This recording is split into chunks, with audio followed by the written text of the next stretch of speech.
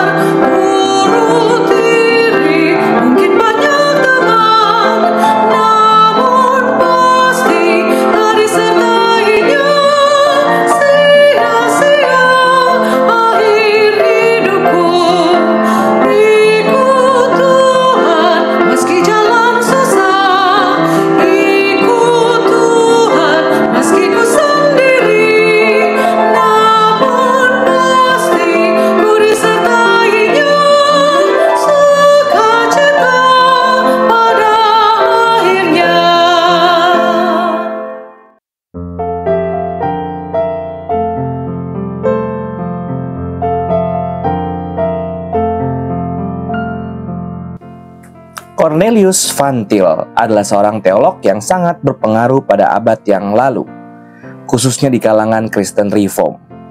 Dia memiliki suatu cara pemikiran yang sangat berbeda dari teolog-teolog lainnya. Van Til mengajarkan bahwa untuk memulai mencari dan mempelajari kebenaran, kita harus mulai dari wahyu Allah. Van Til juga mengajarkan bahwa ada sebuah presuposisi dasar yang harus dipegang, yaitu bahwa Allah adalah pencipta langit dan bumi, termasuk manusia di dalamnya. Dari dasar ini, Van Til mengajak setiap orang Kristen kembali kepada arti sebenarnya dari frasa Allah adalah pencipta langit dan bumi. Hal ini berarti bahwa Allah adalah perancang dunia ini, dan Allah menciptakan dunia ini sesuai dengan desain yang Ia buat. Allah menaruh wahyunya pada saat Ia menciptakan dunia ini. Jikalau manusia tidak kembali kepada wahyu dari Sang Pencipta, maka manusia tidak akan dapat mengerti kebenaran.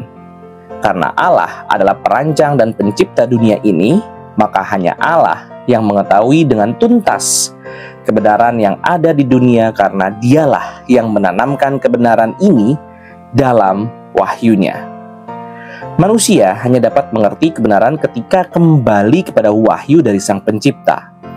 Hal ini dapat dimengerti dengan ilustrasi seperti ini. Ketika kita membeli sebuah barang elektronik, kita tidak mengerti bagaimana menggunakannya jikalau kita tidak belajar melalui user manual yang diberikan oleh pabrik dalam paket barang tersebut. Inilah gambaran yang tepat untuk menjelaskan bagaimana seharusnya manusia mempelajari kebenaran dengan kembali kepada wahyu Sang Pencipta dunia ini. Namun celakanya adalah orang jarang sekali melihat user manual ini untuk belajar bagaimana menggunakan barang tersebut. Sama seperti manusia yang tidak mau kembali kepada wahyu dari Sang Pencipta untuk mengerti kebenaran di dunia ini. Maka hasil yang muncul adalah seperti orang-orang melakukan berbagai percobaan terhadap barang elektronik tersebut sampai akhirnya menemukan bagaimana menggunakan barang itu.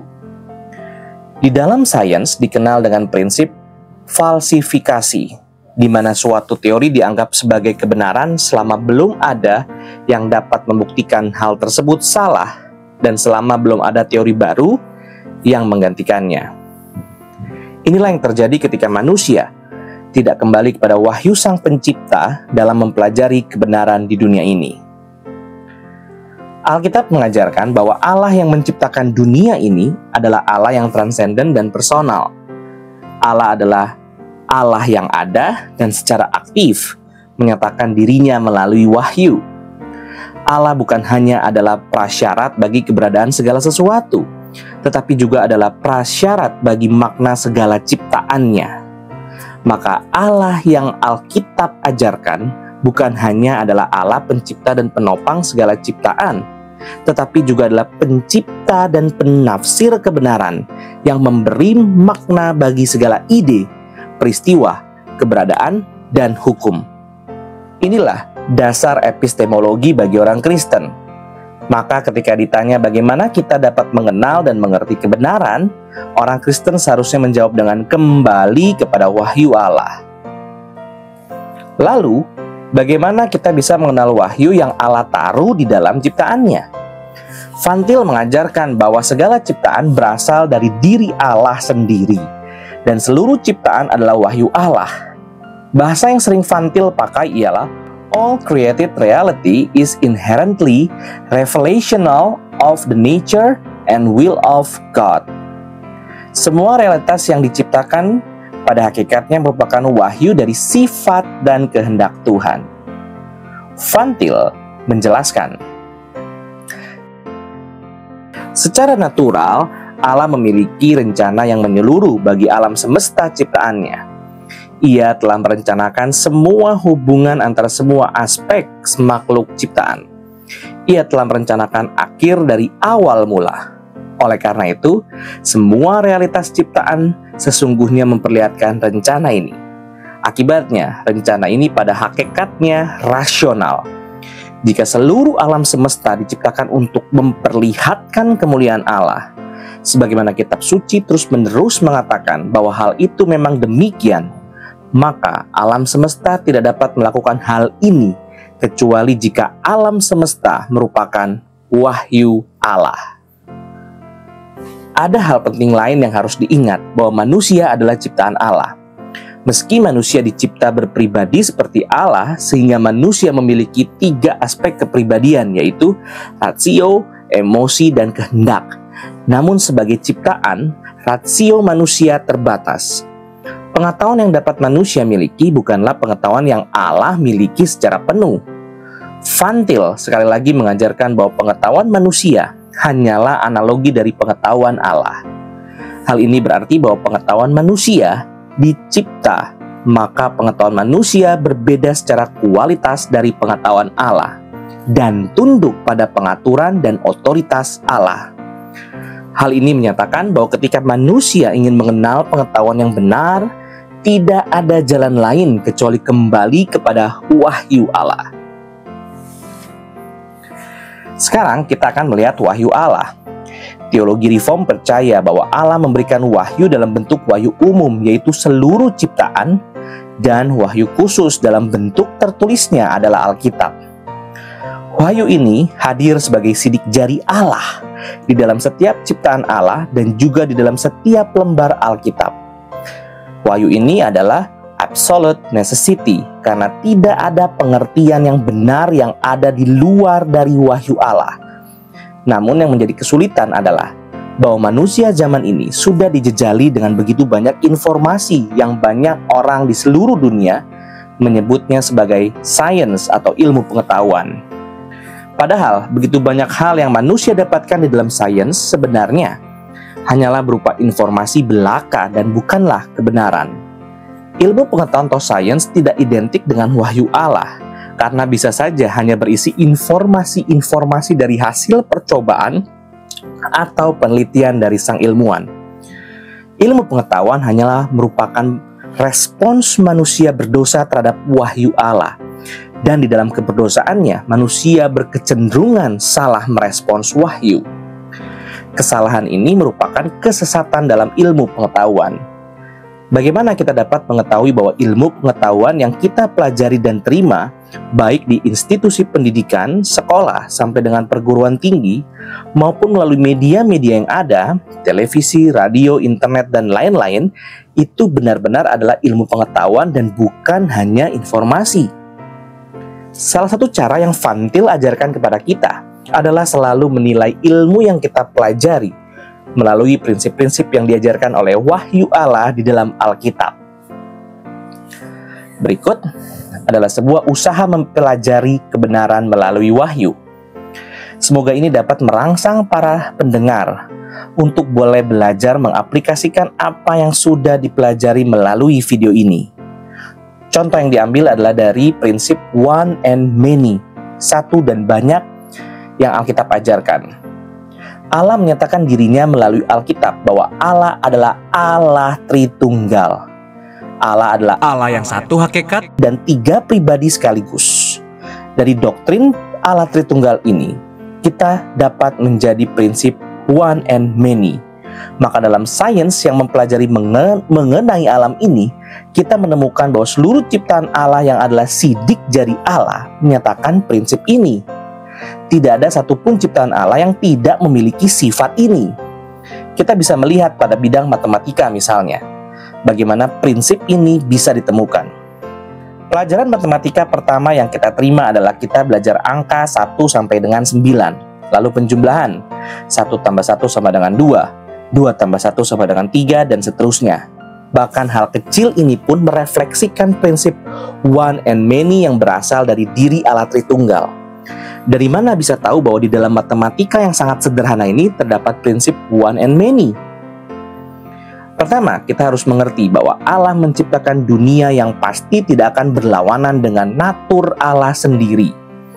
Allah adalah Allah Tritunggal, sehingga ketika menciptakan dunia ini tidak mungkin tidak dalam prinsip one and many yang menyatakan natur dirinya. Maka, kita dapat melihat bahwa angka 1 ada di dalam kelompok one, angka 2 dan seterusnya yang lebih dari 1 ada di dalam kelompok many. Adanya kelompok angka one and many yang bekerja di dalam dunia ini dalam setiap halnya menyatakan bahwa ciptaannya adalah sidik jari Allah yang adalah Allah Tritunggal yang menciptakannya. Kedua, hal ini juga kita dapat belajar bahwa adanya ketidakkonsistenan dalam agama yang mengajarkan Allah yang monoteistik atau politeistik. Karena ketika melihat ke dalam prinsip one and many, di dalam kelompok angka dalam matematika ini saja menyatakan bahwa tidak mungkin Allah adalah Allah yang hanya satu atau hanya banyak. Karena jikalau Allah hanya satu, maka di dalam dunia tidak boleh ada kelompok angka many, 2 dan seterusnya yang lebih dari 1. Konsekuensi dari percaya kepada Allah yang hanya satu adalah tidak mungkin ada sesuatu pun yang lebih dari 1. Dengan demikian menolak keragaman. Demikian juga jikalau Allah adalah Allah yang banyak, tidak mungkin di dunia yang dicipta oleh Allah yang banyak ini bisa mengandung kelompok angka one. Di dalam dunia ini tidak mungkin bisa ada satu. Tetapi nyatanya ketika percaya pada Allah yang banyak pun, di dalamnya ada oneness atau kesatuan, yaitu bahwa masing-masing Allah memiliki satu atribut atau sifat. Misalnya agama dari Yunani percaya pada banyak dewa. Begitu banyak dewa-dewi yang dipercaya, namun masing-masing dewa dan dewi ini memiliki sendiri satu kesatuan yang seharusnya tidak boleh ada satu. Dewa-dewi yang dipercaya memiliki satu sifat tersendiri yang hanya ada pada masing-masing dewa atau dewi. Hal ini pun sudah mustahil diterima. Bagaimana bisa muncul kelompok angka many tanpa ada kelompok angka one? Hal yang mustahil dimengerti oleh manusia. Maka, dari hal yang sederhana, yaitu kelompok angka dalam matematika saja, kita bisa melihat kepada kebenaran yang Allah tanamkan di dunia ini, yang dapat kita pelajari dan lihat melalui prinsip-prinsip yang Allah ajarkan di dalam Alkitab. Tanpa mengerti keterkaitan matematika dengan firman yang Tuhan berikan, sebenarnya kita tidak tahu dasar kebenaran dari angka-angka atau penjumlahan yang kita hidupi setiap harinya. Masih banyak contoh lain yang bisa dipelajari, namun tujuan dibuatnya video ini adalah membawa para pendengar untuk kembali melihat dan menghidupi epistemologi Kristen yang benar yang berasal dari Allah. Biarlah video ini boleh menjadi dorongan untuk semakin banyak orang Kristen mulai kembali mengejar ketinggalan dalam dunia ilmu pengetahuan dan meneruskannya bahkan sampai ke generasi mendatang, sehingga menyatakan bahwa orang Kristen sungguh-sungguh mengerti kebenaran yang berasal dari Allah. Terima kasih. Tuhan Yesus memberkati. Puji Allah, puji Allah, puji Allah Tritunggal. Mulia-mulia bagi Allah, pemberi kurnia keselamatan.